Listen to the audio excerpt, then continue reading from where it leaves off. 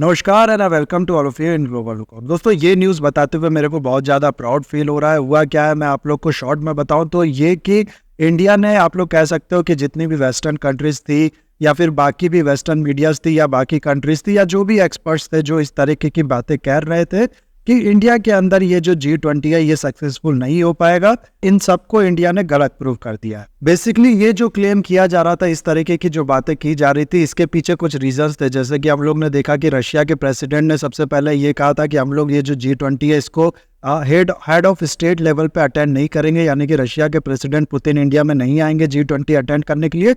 उसके बाद चाइना की तरफ से ये न्यूज़ आई कि चाइना भी इस मीटिंग में हेड ऑफ स्टेट यानी कि चाइना के प्रेसिडेंट को नहीं भेजेगा ये मीटिंग को अटेंड करने के लिए। तो दो इंपॉर्टेंट लीडर का अब्सेंस यहाँ पर होना। उसके बाद में अगर आप लोग को बताऊँ ना, तो बहुत टाइम तक जो बाइडन को लेके भी बहुत ज़्यादा कंफ्यूजन थी कि वो भी आएंगे कि नहीं आएंगे।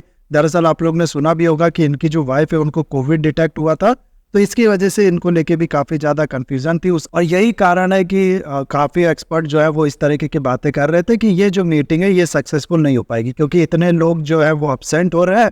दूसरा, बहुत से इश्यूज ऐसे हैं जिनके ऊपर काफ़ी बड़ा डेड ब्लॉक है, जैसे कि यूएसए और सऊदी में क्लाइमेट चेंज के इशू को लेकर डेड ब्लॉक था। हालांकि ये उतना बड़ा मैटर नहीं था, ये सॉल्व हो सकता था। लेकिन दूसरा, जैसा कि आप लोग को पता होगा कि रशिया यूक्रेन वॉर पे पूरी जो G20 ग्रुप है ये एक तरीके से आप लोग कह सकते हो बटा हुआ था। रशिया हो गया, चाइना हो गया, इन जैसी कंट्रीज इस तरीके की बातें कर रही थी कि अगर रशिया को कंडेम किया तो हम लोग ये जो कंसेंसस है, आप लोग ये कह सकते हो कि फाइनल जो एग्रीमेंट है उस पर साइन नहीं करेंगे। और ये जो बाकी कंट्रीज थी ना, जो वेस्टर्न कंट्रीज थी या इन दोनों कंट्रीज को छोड़ के जो बाकी G20 के मेंबर कंट्रीज थी, उनका कहना था कि बाली डिक्लेरेशन में, यानी कि लास्ट ईयर का जो G20 हुआ था इंडोनेशिया बाली में, उसमें जिस तरीके से रशिया को कंडेम किया गया था, अगर उस तरीके से उस लेवल का कंडेमनेशन रशिया को नहीं किया जाता तो हम लोग ये जो एग्रीमेंट है, जो फाइनल आप लोग कह सकते हो इसके डॉक्यूमेंट्स है, उस पर साइन नहीं करेंगे। तो कहा यह जा रहा था कि कुछ भी कर लो, ये जो कंसेंसस है दोनों ग्रुप के बीच में ये रीच नहीं करने वाला है।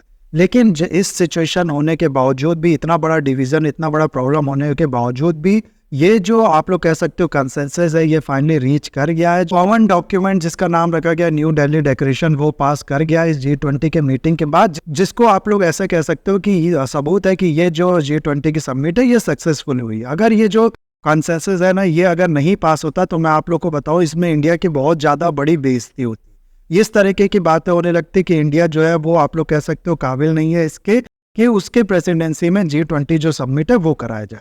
लेकिन क्योंकि जैसा कि मैंने आप लोग को बताया कंसेंसस जो है वो फाइनली रीच कर गया। और यहाँ पर अगर आप लोग देखो ना, सिर्फ बात ये नहीं है कि कंसेंसस रीच कर गया और G20 है जो वो सक्सेसफुल हो गया। जिस सिचुएशन में ये सक्सेसफुल हुआ है, इतनी बड़ी प्रॉब्लम होने के बावजूद भी जैसे ये सक्सेसफुल हुआ है, उसको देखते हुए आप लोग कह सकते हो कि ये काम सिर्फ इंडिया ही कर सकता। कोई और कंट्री अगर होती ना इंडिया की जगह, तो यहाँ पर ये जो कंसेंसस है मैं कह सकता हूँ ये रीच कर पाना नेक्स्ट टू इम्पॉसिबल होता। बस अभी की जो सिचुएशन है, आप समझाते हो कि चाइना की जो GDP है, चाइना की जो इकोनॉमी है, वो कहीं ना कहीं आप लोग कह सकते हो कि थोड़ा बहुत डाउनफॉल जो है वो शो कर रही है। और वही इंडिया की जो इकोनॉमी है इसकी अच्छी प्रोजेक्शन बताई जा रही है, इंडिया की इकोनॉमी अच्छे से राइज कर रही है।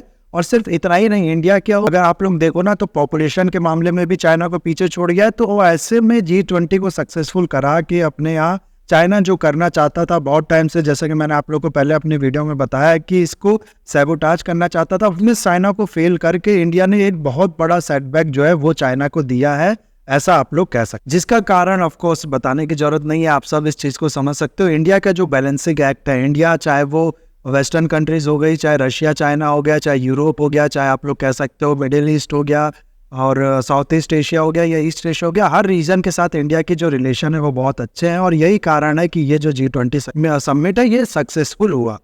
मैं अभी आप लोग को दिखाता हूँ वीडियो कैसे समिट के बीच में जो मीटिंग थी उसके बीच में प्राइम मिनिस्टर मोदी ने ये अनाउंस किया है कि अभी अभी ये जो न्यूज़ है ये आई है कि ये जो कंसेंसस है ये रीच कर गया है और जो न्यू दिल्ली डिक्लेरेशन है उसको अडॉप्ट किया जाए।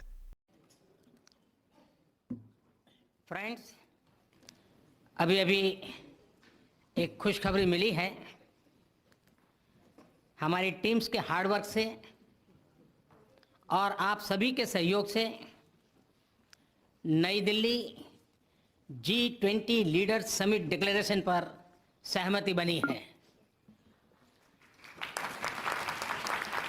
मेरा प्रस्ताव है कि इस लीडर्स डिक्लेरेशन को भी एडप्ट किया जाए। मैं इस डिक्लेरेशन को एडप्ट करने की घोषणा करता हूं। इस चीज़ के लिए मैं कह सकता हूँ आप लोग को बहुत ज़्यादा हैवी डिप्लोमेसी, बहुत ज़्यादा आप लोग कह सकते हो मेहनत जो है वो लगी होगी हमारे जो डिप्लोमेट्स हैं उनकी, क्योंकि ये काम आसान नहीं था। क्योंकि मैं यहाँ पर ये कह रहा हूँ कि ये जो कंसेंसस है ये रीच कर गया है, तो ये मत समझना कि इंडिया ने जो वेस्टर्न कंट्रीज़ है उनकी बात मान ली है, रशिया को बहुत ज़्यादा हैवीली कंडेम कर दिया है। मेन मुद्दा यहाँ पर यही है, ये जो कंसेंसस रीच किया है ना, ये हुआ है विदाउट हैवीली कंडेमनिंग रशिया का जो इन्वेजन है या रशिया का जो वॉर है यूक्रेन में, उसके लिए रशिया को।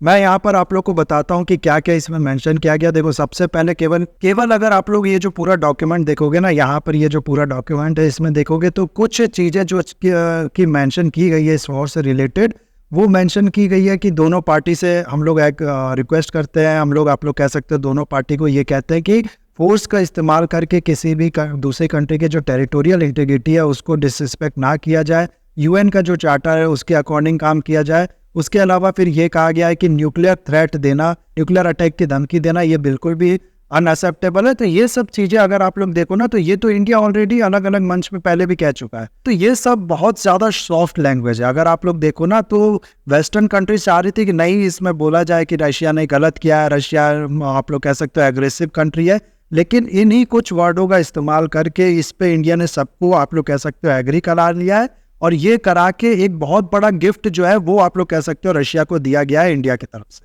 पूरे यूक्रेन वर्ड की अगर आप लोग यहाँ पर देखो ना, तो सिर्फ 4 बार मेंशन किया गया है इस आप लोग कह सकते हो ये जो न्यू दिल्ली डिक्लेरेशन है इसमें। और यही अगर आप लोग लास्ट ईयर का जो बाली डिक्लेरेशन था उसमें देखो ना, तो 42 टाइम्स ये जो वर्ड है इसका मेंशन किया गया। वॉर का अगर देखो तो वॉर को भी इसमें 4 बार मेंशन किया गया, और लास्ट ईयर बाली डिक्लेरेशन में 32 बार इसका जो मेंशन है वो किया गया है। तो इससे पता चलता है कि कितना चाहता, जो इंडिया का डर था कि कहीं ये जो वॉर है ये पूरी तरीके से ये समिट जो है इसको हाईजैक ना कर ले, कहीं ऐसा ना हो कि हम लोग बाकी जो अहम मुद्दे हैं उसमें बात ही ना कर पाए इस वॉर के चलते। इस डर को, इस थ्रेट को सक्सेसफुली इंडिया ने टैकल किया है आप लोग कह सकते हो, और काफ़ी इंपॉर्टेंट एजेंडाज जो हैं, काफ़ी आप लोग कह सकते हो अच्छे अच्छे मुद्दों पे इसमें बात की है। सिर्फ इतना ही इंपॉर्टेंट नहीं है, देखो कंसेंसस रीच कर पाना ये ज़रूरी था, बहुत इंपॉर्टेंट था। इंडिया की बहुत ज़्यादा बेइज्जती हो जाती है अगर ये नहीं रीच कर पाता। लेकिन उसके बाद भी अगर आप लोग देखो ना, मैं पहले भी आप लोग को बता दे चुका हूँ कि ये जो समिट इंडिया ने ऑर्गेनाइज किया है,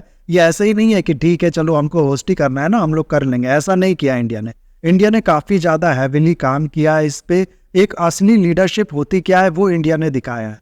112 आउटकम्स जो है वो इस समिट से आए हैं, और इसको अगर आप लोग कंपेयर करो ना लास्ट के समिट से, तो ये ठीक डबल है। तो ये दिखाता है इंडिया ने कितना ज़्यादा हैविली इसके लिए, कितना ज़्यादा एम्बिशियसली इसके लिए काम किया है, सिर्फ हल्के में इस चीज़ को नहीं लिया है, और काफ़ी ज़्यादा सक्सेसफुल ये जो समिट है इसको किया है। और जिसकी तारीफ आप लोग कह सकते हो यहाँ पर वेस्टर्न कंट्रीज़ ने भी की है। भले रशिया को कंडेम नहीं किया है इंडिया ने इस डॉक्यूमेंट में, लेकिन उसके बाद भी वेस्टर्न कंट्रीज़ ने तारीफ की है इस आप लोग कह सकते हो ये जो इंडिया की प्रेसिडेंसी में G20 हुई है उसकी। और सिर्फ वेस्टर्न कंट्रीज़ ही नहीं, रशिया की तरफ से भी अगर आप लोग देखो ना, तो काफ़ी प्रेस सुनने को मिला है इंडिया को। रशिया ने ये कहा है, रशिया के एक डिप्लोमेट्स की तरफ से ये स्टेटमेंट आया है कि इंडिया में के जो ये न्यू दिल्ली डिक्लेरेशन है इसमें जो स्टेटमेंट्स है वो काफ़ी ज़्यादा बैलेंस्ड स्टेटमेंट्स मेंशन किए गए हैं। ये बायस नहीं है, एक तरफा बात नहीं की गई है, इसमें काफ़ी ज़्यादा बैलेंस रखा गया है, जो कि काफ़ी ज़्यादा प्रेजेबल है आप लोग कह सकते हो, ऐसा रशिया की तरफ से कहा गया है।